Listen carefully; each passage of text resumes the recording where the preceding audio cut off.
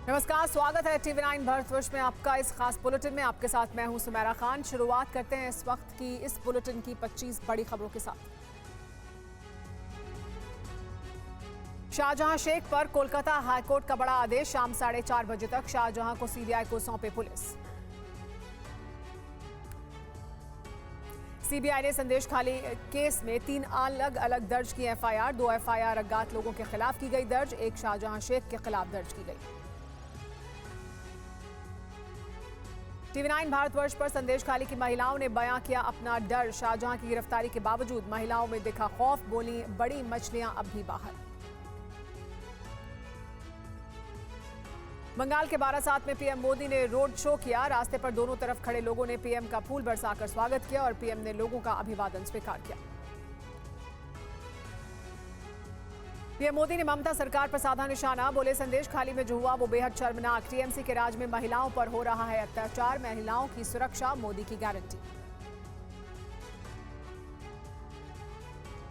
PM Modi बोले, विपक्ष कह रहा है मेरा परिवार नहीं, बंगाल की माताएं बहनें मेरा परिवार। आज देश कह रहा है मोदी का परिवार।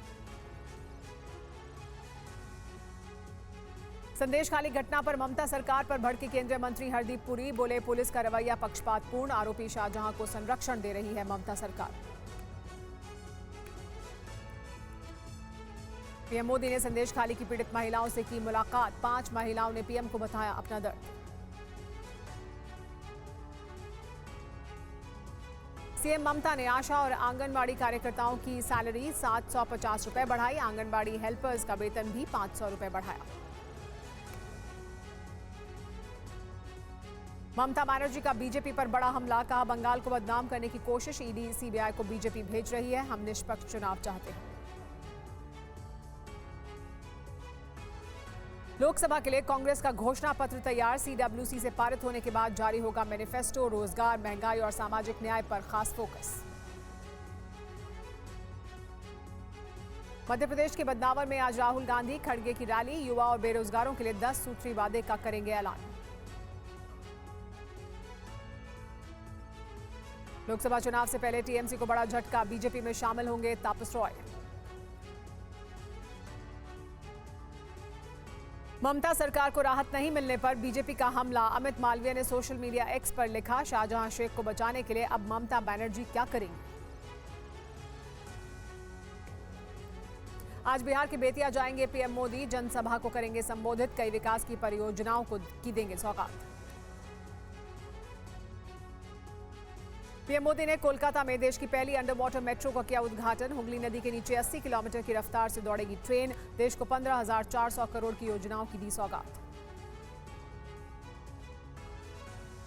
दिल्ली में बीजेपी कोर ग्रुप की आज अहम बैठक। दूसरी सूची में कैंडिडेट्स का नाम होगा शॉर्टलिस्ट। जेपी नड्डा करेंगे प्रदेश के नेताओं की बैठक की अध्यक्षता। आशा भोसले की फोटो ऑटोबायोग्राफी का अमित शाह ने किया विमोचन। किताब में आशा भोसले की जिंदगी और गानों की अलग अलग तस्वीरें।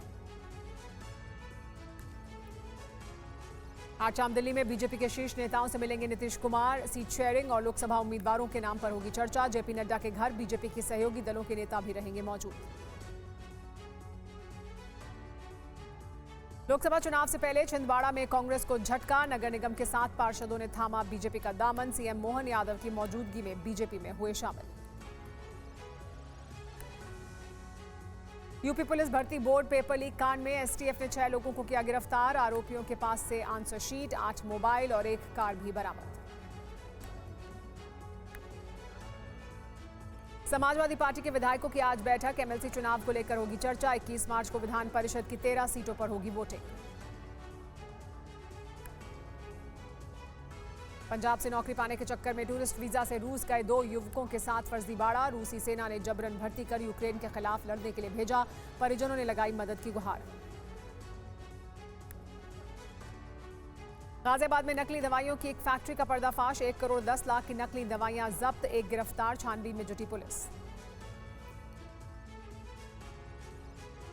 सड़क पर स्टंट करने वालों पर सख्ती के मूड में है दिल्ली पुलिस। नजफगढ़ में लापरवाही से गाड़ी चलाने पर पुलिस ने फॉर्च्यूनर को जब्त किया। सोशल मीडिया के जरिए की पहचान। और इस वक्त की बड़ी खबर आपको बता दें, हाईकोर्ट से ममता सरकार को बड़ा झटका लगा है। शाहजहां शेख को सीबीआई को सौंपने का आदेश दिया है हाईकोर्ट ने। 4:15 बजे शाम तक शाहजहां को सीबीआई को सौंपने का आदेश दे दिया गया है। ये बड़ा झटका ममता सरकार के लिए।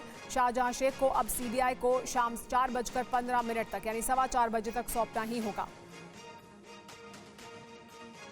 शाहजहां शेख के मामले में ममता सरकार पर बीजेपी अब हमलावर है। हालांकि ममता सरकार की तरफ से कोशिश की जा रही थी कि सीबीआई को ना सौंपा जाए शाहजहां शेख को, लेकिन अब आखिरकार 4:15 बजे सौंपना ही होगा। पीयूष पांडे हमारे साथ जुड़ गए, TV9 भारतवर्ष संवाददाता। पीयूष, क्या अभी कोई और विकल्प मौजूद है ममता सरकार की तरफ से, क्योंकि कोशिश यही थी कि सीबीआई को ना सौंपा जाए शाहजहां शेख को? बिल्कुल सुबैरा, देखिए सुप्रीम कोर्ट का विकल्प अभी पश्चिम बंगाल सरकार के सामने मौजूद है और हाईकोर्ट में भी उनकी ओर से दलील दी गई कि यहां पर सुप्रीम कोर्ट में 2 बार मेंशनिंग की गई है और इस नाते हाईकोर्ट इस मामले पर अवमानना को लेकर के कोई कार्रवाई इनिशिएट नहीं करे। लेकिन हाईकोर्ट ने कहा कि सुप्रीम कोर्ट का ही आदेश है एक फैसले में, जिसमें यह साफ किया गया है कि अगर कोई याचिका ऊपरी अदालत में दाखिल की जाती है तो ऐसा नहीं माना जा सकता कि हाईकोर्ट का या फिर उससे निचली अदालत के आदेश को लागू नहीं किया जाएगा और ये बहुत ही गंभीर मामला है। इसलिए इस मामले में पश्चिम बंगाल सरकार 2 सप्ताह में जवाब दाखिल करे और तत्काल जो हाईकोर्ट का आदेश था उसका अनुपालन करे। और इस स्थिति को ध्यान में रखते हुए हाईकोर्ट ने आज शाम तक उन्हें शाहजहां शेख जो आरोपी हैं इस मामले में उसको सीबीआई को सौंपने का आदेश जारी किया है। अब देखना यह है कि इस मामले में 2 बार चूंकि पश्चिम बंगाल सरकार सीबीआई के समक्ष मेंशनिंग की कोशिश कर चुकी है, लेकिन अभी तक इस मामले में सुनवाई नहीं हो पाई है, चूंकि सीबीआई 9 जजेस बेंच जो एक अन्य मामले की सुनवाई कर रही है उसमें व्यस्त हैं। तो ऐसी स्थिति में जो पश्चिम बंगाल सरकार के वकील हैं अभिषेक मनु सिंघवी, वो लगातार प्रयास कर रहे हैं कि सुप्रीम कोर्ट इस मामले में सुनवाई के लिए उनका मामला सूचीबद्ध करे पश्चिम बंगाल सरकार का, और फिर इस मामले में जब सुनवाई होगी तो देखना ये होगा कि सुप्रीम कोर्ट का रुख क्या रहता है कि मामला हाईकोर्ट ने जो आदेश दिया है उसका अनुपालन किया जाए या फिर सुप्रीम कोर्ट उस आदेश पर रोक लगाता है। जी सुमेरा, तो फिलहाल क्योंकि सूचीबद्ध भी नहीं हुआ है मामला सुप्रीम कोर्ट में, इसलिए बहुत विकल्प नहीं है। 4:15 बजे तक कोलकाता हाईकोर्ट के आदेश के बाद सौंपना होगा शाहजहां शेख को। फिलहाल तो यही दिखाई दे रहा है। आप हमारे साथ पीयूष बने रहें और जानकारी आपसे लेंगे अगली बड़ी खबर पर, लेकिन इस बीच अपने दर्शकों को एक और बड़ी खबर बता दें। ईडी के अवमानना केस में हाईकोर्ट सख्त दिखाई दे रहा है। हाईकोर्ट ने कहा कि पुलिस की भूमिका संदिग्ध है। ईडी के अवमानना केस में कोलकाता हाईकोर्ट ने जवाब भी मांगा है। और अब एक बड़ी खबर रामलला की प्राण प्रतिष्ठा से जुड़ी हुई बड़ी खबर और बड़ी जानकारी इस वक्त की है कि हैकर्स के निशाने पर थी राम मंदिर से जुड़ी हुई कई वेबसाइट्स। राम मंदिर से जुड़ी वेबसाइट्स पर हैकर्स ने कई बार स्ट्राइक की। चीनी और पाकिस्तानी हैकर्स के निशाने पर थी वेबसाइट्स। 5 करोड़ से ज्यादा बार वेबसाइट खोलने की कोशिश की गई। साइबर सेल ने सभी स्ट्राइक को नाकाम किया।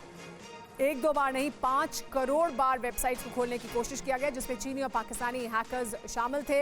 हालांकि साइबर सेल ने सभी स्ट्राइक जो की गई इन वेबसाइट्स पर उनको नाकाम कर दिया, लेकिन ये बड़ी साजिश थी जो सीमा पार से रची गई थी 22 जनवरी के लिए।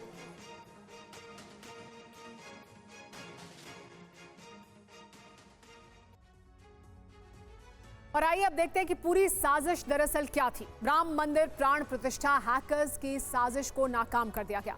राम मंदिर से जुड़ी वेबसाइट पर साइबर अटैक किया गया। प्राण प्रतिष्ठा के दिन वेबसाइट को हैक करने की कोशिश की गई। चीनी और पाकिस्तानी हैकर्स ने ये स्ट्राइक की, यानी दोनों तरफ से ये हमला किया जा रहा था। करीब 140 आईपी एड्रेस से वेबसाइट्स पर अटैक किया गया, यानी 1-2 नहीं 140 आईपी एड्रेस शामिल थे जिनकी वेबसाइट से हमला किया जा रहा था। साइबर सेल ने संदिग्ध इससे संबंधित 1244 आईपी एड्रेस ब्लॉक किए जो हमला किया जा रहा था उसको नाकाम करने के लिए। करीब 999 आईपी एड्रेस चीन से जुड़े हुए थे।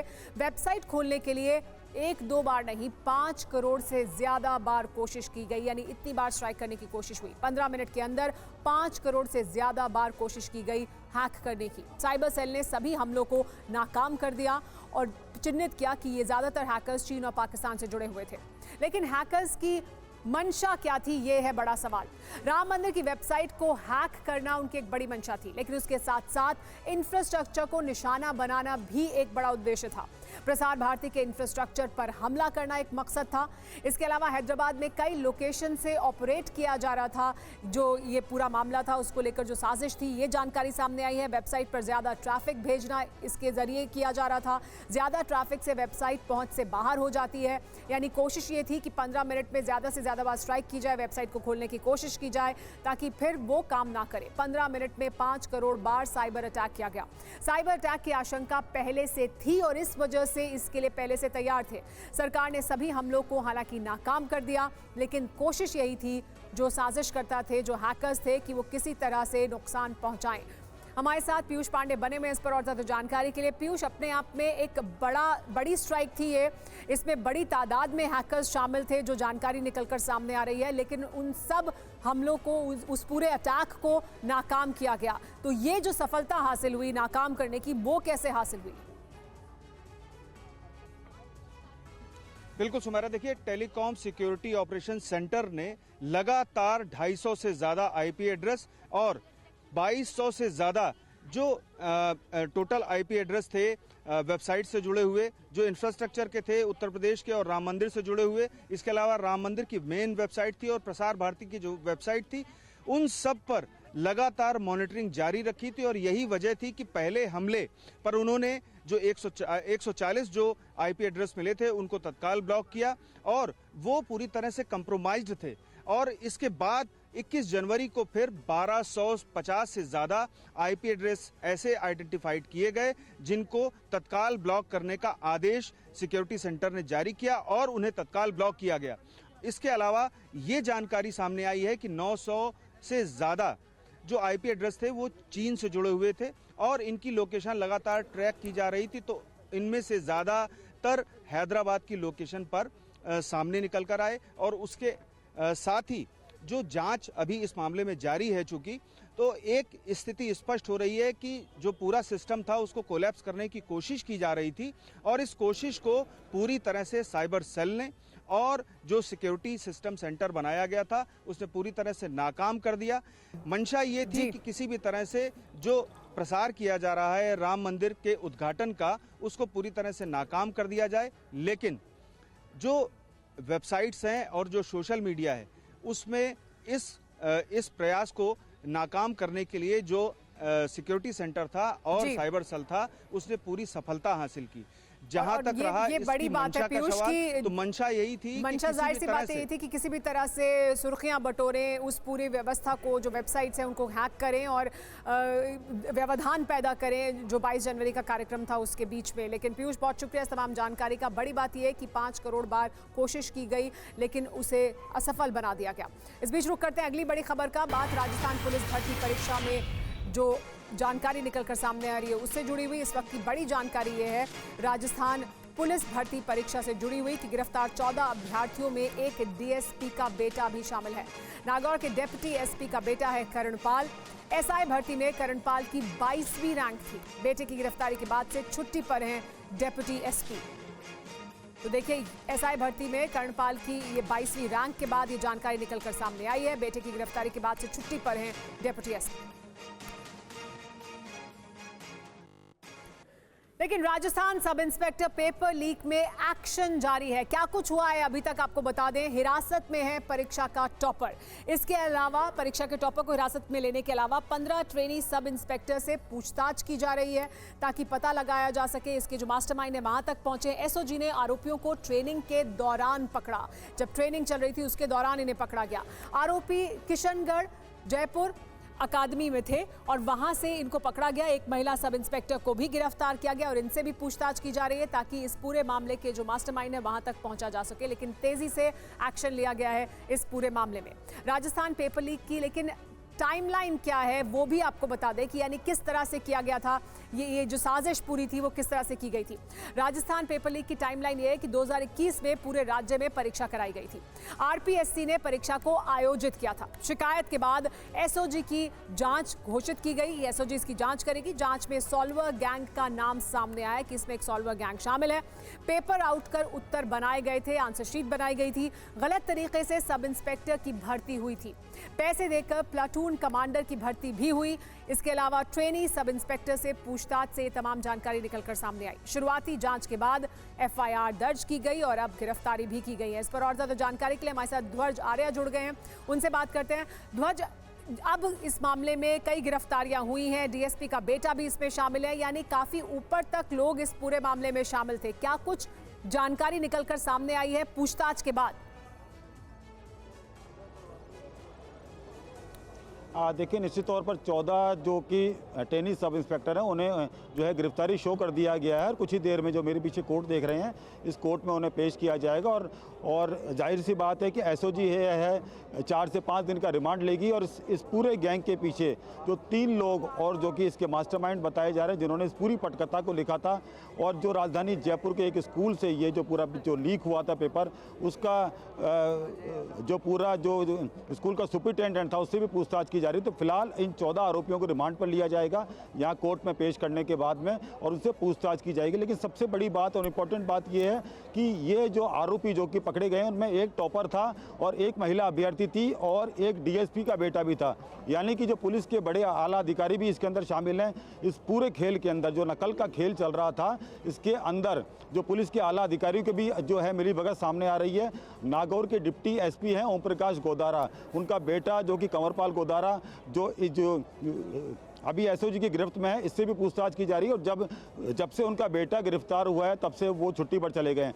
यानी कि एक बड़ा खेल जो कि नकल का खेल राजस्थान में जो चल रहा था उसको लेकर जो SOG की है एक बड़ी कार्रवाई मानी जा सकती है। और कल खुद किरोड़ी लाल मीणा ने मुलाकात की थी ADG से और उन्हें जो है तमाम सबूत जो है उन्होंने सौंपे थे और उनका ये कहना था साफ तौर पर ये जो संख्या है 14 नहीं है, ये 250 के पार भी जा सकती है। यानी कि जो नकल का खेल है ये सालों से चल रहा था राजस्थान में और खुद जो कि पुलिस डिपार्टमेंट में इतनी बड़ी मिलीभगत से ये जो SI की भर्ती ये जो SI से जब इनसे पूछताछ की गई तो राजस्थान के जिलों की संख्या तक नहीं बता पाई है।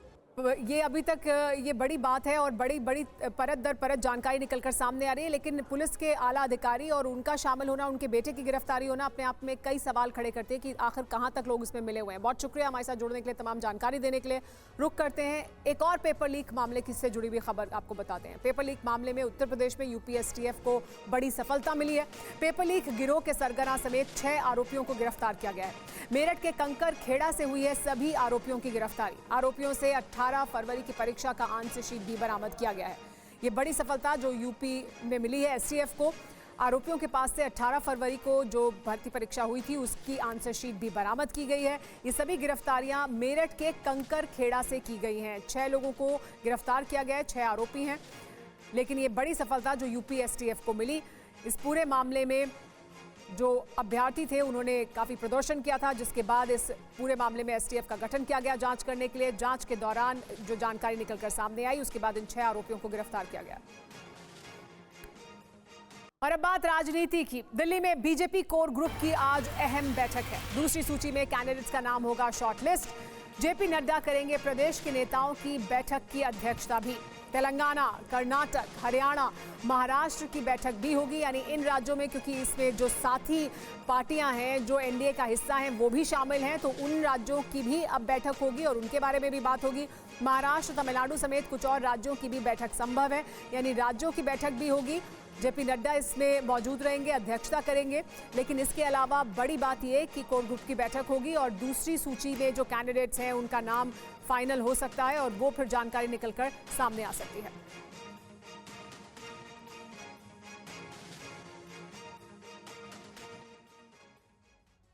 सेकंड लिस्ट के लिए बीजेपी की 2024 लोकसभा चुनाव की सेकंड लिस्ट के लिए बीजेपी का बड़ा मंथन हो रहा है। हरियाणा की सभी 10 सीट पर चर्चा हो रही है। हरियाणा के 3 सांसदों का फीडबैक ठीक नहीं है, ये जानकारी मिल रही है। हरियाणा में बीजेपी गठबंधन नहीं करेगी, ये भी सूत्रों के हवाले से जानकारी मिल रही है। यानी हरियाणा में सभी 10 सीटों पर बीजेपी अपने उम्मीदवार उतारेगी, ये संभावना है। कर्नाटक के 11 सांसदों की रिपोर्ट भी ठीक नहीं है, यानी वहां पर भी बदलाव देखने को मिल सकता है। बसवराज बोम्मई को टिकट संभव है, ये जानकारी मिल रही है। इसके अलावा ये भी जानकारी मिल रही है कि जगदीश शेट्टार भी उम्मीदवार बन सकते हैं। हासन और कोलार सीट जेडीएस को दी जा सकती है, क्योंकि जेडीएस साथ में है, गठबंधन में है, तो हासन और कोलार की सीट जेडीएस के पास जा सकती है। सूत्रों के हवाले से ये खबर मिल रही है। जेडीएस मांड्या सीट भी चाहती है। तो दूसरी सूची के बारे में जो बड़ी और अहम जानकारी TV9 भारतवर्ष के पास है वो हम आपको बता रहे हैं। हमारे साथ आनंद पांडे जुड़ गए हैं, उनका रुख कर लेते हैं। आनंद, ये तमाम जानकारियां निकलकर सामने आ रही है क्योंकि सबकी नजरें इस बात पर हैं कि अब जो दूसरी सूची आएगी उसमें क्या कुछ खास और अहम होने वाला है, किसका टिकट कट सकता है और किनको टिकट मिल सकता है। तो क्या जानकारियां आप तक पहुंच रही हैं, दर्शकों को बताएं। जी बिल्कुल, जो बीजेपी की पहली सूची आई थी 195 नामों वाले उम्मीदवारों की, उसमें बड़े सरप्राइजेज नहीं थे। टिकट तो कटे थे लेकिन बड़े चेहरों के टिकट नहीं कटे थे। लेकिन जो बीजेपी की दूसरी सूची आएगी, जो बताया जा रहा है कि शिवरात्रि के बाद आ सकती है, उसमें आपको बड़े सरप्राइजेज नज़र आएंगे।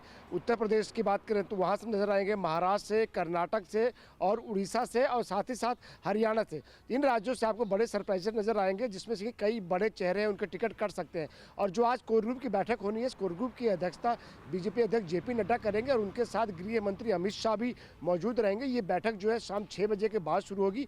एक एक स्टेट, जिन स्टेट्स का आपने नाम लिया, हरियाणा, तमिलनाडु, आंध्र प्रदेश, महाराष्ट्र, इन स्टेट्स पर के जो उम्मीदवार हैं उनके नामों पर एक तरह से स्क्रीनिंग की जाएगी और एक एक करके चर्चा होगी। फिर नाम फाइनलाइज करके CC की बैठक जो अगले 2-3 दिनों में होने वाली है उसके लिए भेजा जाएगा। और कर्नाटक की अगर हम बात करें तो कर्नाटक में जैसे आपने बताया कि 11 से 12 जो सांसद हैं उनकी रिपोर्ट ठीक नहीं है, यानी कि उनका टिकट कटना तय है। इसके अलावा सदानंद गौड़ा की हम बात करें या फिर शिव कुमार उदासी की बात करें, ये वो लोग हैं जो पहले ही कह चुके हैं कि वो चुनाव नहीं लड़ेंगे। गद्दी गौड़ा है, वो चुनाव नहीं लड़ेंगे। और पूर्व मुख्यमंत्री रहे बसवराज मुंबई, उनको टिकट मिल सकता है। जगदीश शेट्टार जो कि बीजेपी छोड़कर चले गए थे फिर वापस आ गए, उनको भी टिकट मिल सकता है। इसके अलावा कर्नाटक से एक केंद्रीय मंत्री और एक राज्य मंत्री जो है उनके टिकट पर भी तलवार लटकी पड़ी है। दरअसल बीजेपी की कोशिश है कि जो पिछली बार कर्नाटक में 28 से 25 सीटें बीजेपी ने जीती थी, उसमें से आधे से ज़्यादा उम्मीदवारों को टिकट बीजेपी काट सकती है। और हरियाणा का आपने जिक्र किया, हरियाणा में बीजेपी गठबंधन नहीं करेगी। 10 की 10 सीटों पर बीजेपी अपने उम्मीदवार उतारेगी। अब ये JJP यानी कि जो गठबंधन में जो उनका दल है, ये उसको तय करना है कि वो साथ में रहेगी कि चले जाएगी, क्योंकि बीजेपी ये अपनी तरफ से अनाउंस नहीं करेगी कि हम गठबंधन तोड़ रहे हैं, लेकिन अब ये JJP को तय करना है। तो ऐसे में बीजेपी की जो अगली सूची आएगी उसमें आपको बड़े सरप्राइजेस नजर आएंगे। खासतौर से महाराष्ट्र पर भी इसमें नजर आएगी कि महाराष्ट्र में बीजेपी कितनी सीटें उनको देने वाले अपने सहयोगियों को, क्योंकि कल अमित शाह बड़ी देर रात तक वहाँ सहयोगी दलों के साथ बैठे रहते, उन्होंने बैठक की थी और उसकी कोर ग्रुप की बैठक भी आज होने वाली है यहाँ पे। तो बहुत से सरप्राइजेज होंगे, बहुत से चौंकाने वाली जानकारियां निकलकर सामने आएंगी जो दूसरी सूची आएगी, जैसा कि आनंद बता रहे हैं। और क्योंकि इसमें जो सहयोगी हैं उनको भी शामिल किया जाना है, उनको भी अकोमोडेट किया जाना है, तो वो भी निकलकर जानकारियां सामने आएंगी। बहुत शुक्रिया आपका इस तमाम जानकारी को देने के लिए।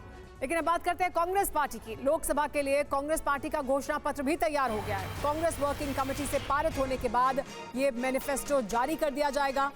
रोजगार, महंगाई और सामाजिक न्याय पर खास फोकस है कांग्रेस पार्टी के मैनिफेस्टो में। 30 लाख सरकारी पद भरने का ऐलान भी होगा, ये जानकारी मिल रही है। राहुल और खड़गे आज कर सकते हैं 30 लाख नौकरियों का वादा। तो आज हो सकता है कि वो मध्य प्रदेश में है तो आज ऐलान करें इस बात का कि हम 30 लाख नौकरियां देंगे, लेकिन ये शामिल हो सकता है मैनिफेस्टो के वादों में। तो कांग्रेस का 2024 लोकसभा चुनाव के लिए मैनिफेस्टो तैयार है। बड़े ऐलान का अब इंतजार किया जा रहा है, किसके लिए क्या होगा। TV9 भारतवर्ष एक्सक्लूसिव जानकारी आपको दे रहा है। सबसे बड़ी बात और सबसे बड़ा वादा जो हो सकता है वो ये है कि युवाओं को 30 लाख सरकारी नौकरी देने का वादा कांग्रेस पार्टी की तरफ से किया जा सकता है। इसके अलावा महिलाओं के लिए 6,000 रुपए महीना उन्हें दिया जाएगा, इसका ऐलान होगा, ये मैनिफेस्टो का हिस्सा होगा।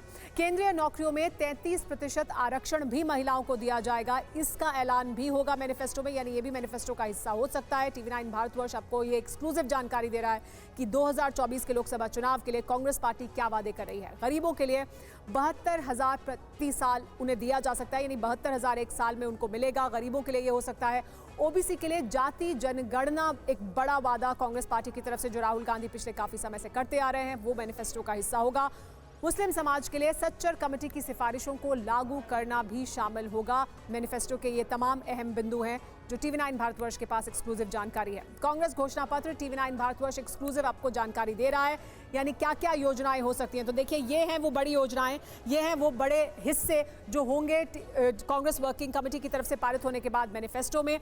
गृह लक्ष्मी जैसी योजना महिलाओं को सीधे पैसे देने की, यानी इस तरह की एक योजना हो सकती है गृह लक्ष्मी जैसी, जिसमें महिलाओं को सीधे उनके खाते में पैसे मिले।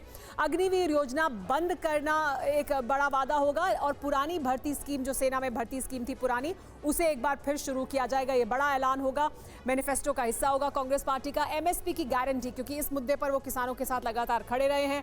कर्ज माफी की जगह ये किया जाएगा और किसान उपकरण और जीएसटी हटाने का वादा, यानी किसानों के जो उपकरण है उस पर जो जीएसटी उन्हें देनी पड़ती है वो हटाने का वादा भी किया जाएगा। यानी किसानों के लिए बड़े वादे होंगे। तो वहीं युवाओं के लिए अग्निवीर योजना बंद करना, सेना में पुरानी भर्ती स्कीम शुरू करना, ये शामिल हो सकते हैं और महिलाओं को सीधे पैसे ट्रांसफर करने की स्कीम हो सकती है। इसके अलावा बेरोजगारी भत्ता, यानी युवाओं के खाते में सीधे पैसे ट्रांसफर करने की बात हो सकती है। गैस सिलेंडर 450 रुपए में मिलेगा। इसके अलावा न्याय योजना, गरीबों के लिए उसमें पैसा दिया जाएगा। डीजल और पेट्रोल की कीमत कम करने का वादा भी किया जा सकता है, मैनिफेस्टो में ये जानकारी है। इसके अलावा नौकरी का वादा, सभी खाली पद सरकारी नौकरियों में भरे जाएंगे। एजुकेशन लोन, जिसमें ब्याज में कमी कर दी जाएगी। रेलवे किराए में कमी होगी, बुजुर्गों को रियायत दी जाएगी। रेलवे निजीकरण नहीं होगा। डायनेमिक फेयर स्कीम को भी बंद कर दिया जाएगा रेलवे में। इसके अलावा जातिगत जनगणना कराई जाएगी, ये वादा किया जाएगा। संख्या के आधार पर आरक्षण मिलेगा। मनरेगा को ज्यादा बजट दिया जाएगा और सही तरीके से उसे लागू करना होगा। सेना को सही ओआरओपी, बाकियों को ओपीएस में शामिल किया जाएगा। उद्योग कर्ज माफी योजना, जिसमें लघु उद्योगों के लिए खास प्रावधान किए जाएंगे। ये कांग्रेस पार्टी के मैनिफेस्टो के अहम हिस्से हैं। लेकिन मध्य प्रदेश के धार में राहुल गांधी की न्याय यात्रा है। अभी मल्लिकार्जुन खड़गे वहां पर बोल रहे हैं, सीधे वहीं चलते हैं और सुनते हैं कि क्या वो यहां से कोई बड़ा ऐलान आज करेंगे। इसका मतलब यही है कि ये सारे लोग चोरी करके चंदा जमाए हैं और उसके नाम पे वो लोग और भी चंदा लूटना चाहते हैं। तो भाइयों, मैं ज्यादा वक्त आपका नहीं लेता, लेकिन यहाँ पर हर घोटाला हुआ, व्यापम तो है ही है। फिर उसके बाद उज्जैन महाकाल का घोटाला, भगवान के नाम पे भी घोटाला चलते हैं मध्य प्रदेश। और उसके बाद भ्रष्टाचार तो है, लेकिन यही लोग हम लोगों को हमेशा यही बोलते, कांग्रेस सरकार ठीक नहीं, कांग्रेस सरकार ये की भी। और एक बात आपको बताता हूं, मीडिया का रिपोर्ट है, ये मेरा नहीं है। मीडिया के रिपोर्ट में, सीएजी के रिपोर्ट में ये आया है, कम से कम बीजेपी की सरकार कहां है, केंद्र में हो, राज्य में हो, उन्होंने 8,50,000 करोड़ का घोटाला उन्होंने किया है। और पश्चिम बंगाल के बारासात में प्रधानमंत्री मोदी ने रोड शो किया। रास्ते पर दोनों तरफ खड़े लोगों ने पीएम का फूल बरसाकर स्वागत किया और पीएम ने लोगों का अभिवादन भी स्वीकार किया।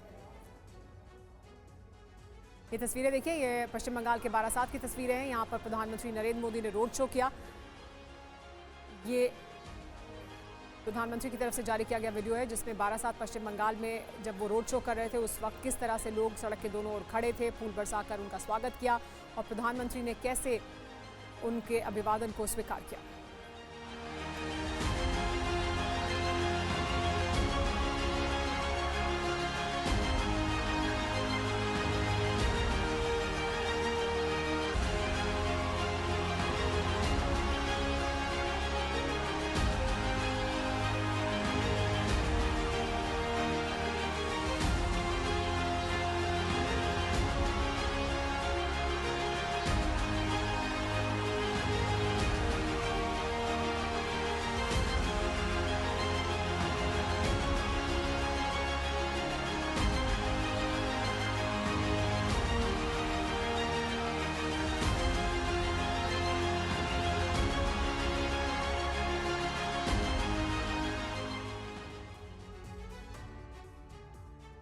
प्रधानमंत्री से मिली संदेश खाली की 5 महिलाएं भी। 5 महिलाओं ने पीएम के सामने अपनी बात रखी। पीएम से बात करते हुए महिलाएं भावुक हो गई। प्रधानमंत्री मोदी ने महिलाओं की बात बहुत गौर से सुनी। बारासात में रैली के बाद प्रधानमंत्री से मुलाकात हुई इन संदेश खाली की 5 महिलाओं की।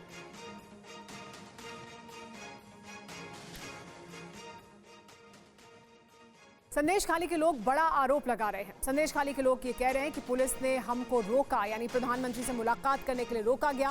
पीएम की रैली में जाने से रोकने का आरोप लगाया है पुलिस पर संदेश खाली की महिलाओं ने, संदेश खाली के लोगों ने। संदेश खाली के लोग जब प्रधानमंत्री से मुलाकात करने के लिए जा रहे थे तो ये बड़ा आरोप उनकी तरफ से लगाया गया कि उन्हें प्रधानमंत्री की रैली में जाने से रोका गया, और ये आरोप उन्होंने पश्चिम बंगाल पुलिस पर लगाया है।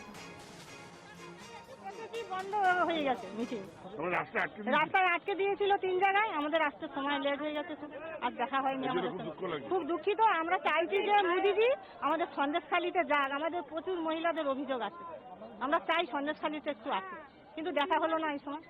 আপনার নাম? কল্পনা সিংহ। बात हुआ? हाँ हाँ, क्या बोले उन्होंने? आश्वासन दिया है हमें, हम 5 से बात किया है, आश्वासन दिया है। हमारे साथ जो भी हुआ है सारे डिटेल्स में उन्होंने सुना है ध्यान से। उसके बाद बोला है चलो मैं करूंगा, कुछ करूंगा आप लोगों के लिए। अभी जो आपने मिला, उनका जो एटीट्यूड देखा, उनके जो बात सुना, आपको खुश है, सुकून मिला? हाँ, हम लोगों को तो सुकून मिला है, उनसे मिलकर हमें बहुत सुकून मिला है। उनके आशीर्वाद भी लिया, हम लोगों ने पैर छू के उनके आशीर्वाद भी लिया है, हमें बड़ा सुकून मिला है। जो संदेशखाली का जो घटना आप लोगों को डूब बैठ गया था, आप लोग डर रहे थे, अभी हाँ, हमने बोला है सर हमें डर लग रहा है। बोल रहा है आप डरने की कोई बात नहीं है, मेरे पास आए हो, कोई डरने की बात नहीं है। आप वो स्टेप लेंगे बोले? हाँ, ऑन कैमरा हमारा जो कंप्लेन है ऑन कैमरा उन्होंने सब कुछ लिया है उन्होंने अंदर। अभी आप संदेशखाली जाके क्या सब नंबर से क्या बोलोगे? हमने आंदोलन जो भी अत्याचार कुछ भी होगा तो हम तो बोला है सर, हम अत्याचार होंगे तो दोबारा से भी आंदोलन करेंगे, हमारा आंदोलन चल रहा है, आगे भी चलेंगे। तो सर ने बोला, सर ने खुश हुआ है बहुत। आपका नाम? हाँ, आपका नाम? मेरा नाम पियाली दास। প্রধানমন্ত্রীকে শত কোটি প্রণাম এবং ধন্যবাদ জানিয়ে আমরা ওনাকে বললাম যে আমাদের যে নারী নির্যাতন, জমি লুট, জব কার্ডের টাকা, ঘরের লুট, মানে প্রত্যেকটা মানুষের ওপর যে অত্যাচারটা হয়েছে সবকিছু ওনাকে আমরা খুলে বলেছি। যে আমাদেরকে রাতের বেলা ডেকে নিয়ে যেত, প্রত্যেকটা মানুষকে না গেলে যে অত্যাচার করতো সেগুলো সবই বলেছি। বলতে উনি বলেছে ঠিক আছে দেখছি, আমি তো ওরা তো ধরা পড়েছে, ওদের জন্য কঠোর ব্যবস্থা করবো এবং তোমরা সেই নারী শক্তি জেগে থাকো, তোমাদের পাশে আমরা সর্বত্র আছি, কোনো কিছু অসুবিধা হবে না। এটা শুনে আমরা খুবই খুশি হচ্ছি এবং ওনার যে মাতৃশক্তি মা দুর্গাদের উপরে যে আস্থা, সে আস্থাটা আমরা সবাই জাগিয়ে রাখবো। মা দুর্গা হিসাবে অসুরকে বধ করার জন্য আমরা জেগে থাকবো। আপনারা মুখ্যমন্ত্রীকেও পাশে চেয়েছিলেন, কিন্তু মুখ্যমন্ত্রী তার আহ্বানে সাড়া দেয়নি। উনি আরো ওনাকে আমরা ভোট দিয়ে জেতালাম, উনি আমাদেরকে দুচ্ছাই করলেন, অবহেলা করলেন। উনি একটা নারী হয়ে নারীদের এত অসম্মান করলেন যে ভাবা জানাচ্ছি। মমতা বন্দ্যোপাধ্যায়কে আমরা ছি জানাচ্ছি যে আমাদের পাশে আসলো না এবং আমাদের পাশে দাঁড়ালো না, আরো বললো বহিরাগত, এবং বলার পরে বললো ওরা স্থানীয় না, ওরা ভাড়া করা কারা হয়? যারা হচ্ছে কি শাহজাহান আছে ভাড়া করা, তারপরে উত্তম সর্দার ভাড়া করা, শিবু হাজরা ভাড়া করা, আমাদের স্থানীয় প্রধান সে ভাড়া করা, মানে প্রত্যেকটা মানুষ ভাড়া করে উনি নিয়ে এসছে। আর আমরা স্থানীয় বাসিন্দা, আমাদেরকে বলতে বহিরাগত। আমরা যখন আধার কার্ড দেখালাম দিদি তো তখন বলতে পারতো না ঠিক আছে, তারপর তো একটা কথা বললো না দিদি, কেন বললো না? আমরা দিদিকে ভোট দিয়ে কি অপরাধ করেছি না কি করেছি? দিদি আজকে আমাদের যে বিপদের দিকে ঠেলে দিয়ে কোনো আস্থা দেয়নি, তাহলে দিদি কি করলো আমাদের? মানে আমরা দিদির হাতের মোমের পুতুল, এটাই বোঝাতে চাইলো। মোদিজির সঙ্গে কথা বলে এখন কি আপনারা?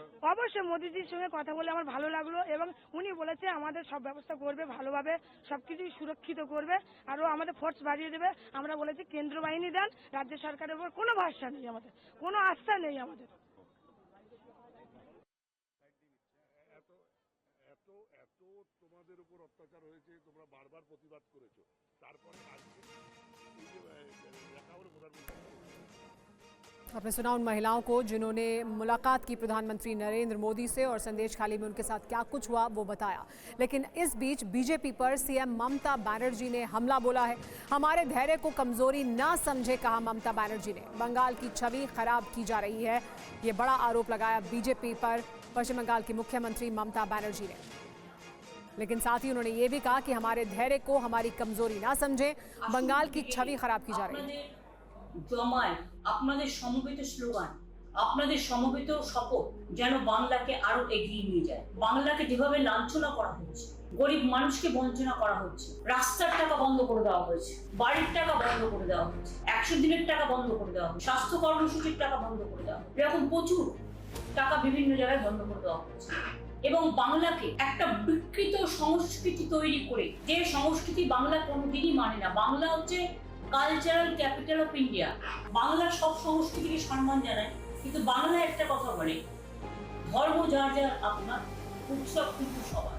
আমরা নিজেদের মধ্যে ভেদাভেদ করি না, কিন্তু আজকে যে অপসংস্কৃতির নাম করে বাংলাটাকে ভাগ করে দেওয়ার চক্রান্ত, বাংলার সংস্কৃতিটাকে শেষ করে দেওয়ার যে চক্রান্ত, এই চক্রান্ত আমরা মানতে পারি। আমি সব সংস্কৃতিকে ভালোবাসি, হিন্দু, বৌদ্ধ, শিখ, জৈন, পারসিক, মুসলিম, আরব, খ্রিস্টান, সবাইকে আমরা ভালোবাসি। বাংলা সকলকে করে নেয় আপন, কিন্তু সেই বাংলাকে অপমান করা মানে বাংলায় যারা বসবাস করে অপসংস্কৃতির বিরুদ্ধে যার যার নিজের সংস্কৃতিকে রক্ষা করবার জন্য আসুন আমরা ব্রিগেডে একটা গর্জন ব্রিগেড তৈরি করি, যে গর্জনের মধ্যে দিয়ে দিল্লির কানে আওয়াজ পৌঁছায় যে বাংলা স্বাধীনতা আন্দোলনের পথ দেখিয়েছে। फिलहाल वक्त हो गया एक ब्रेक का, बने रहिए TV9 भारतवर्ष के साथ।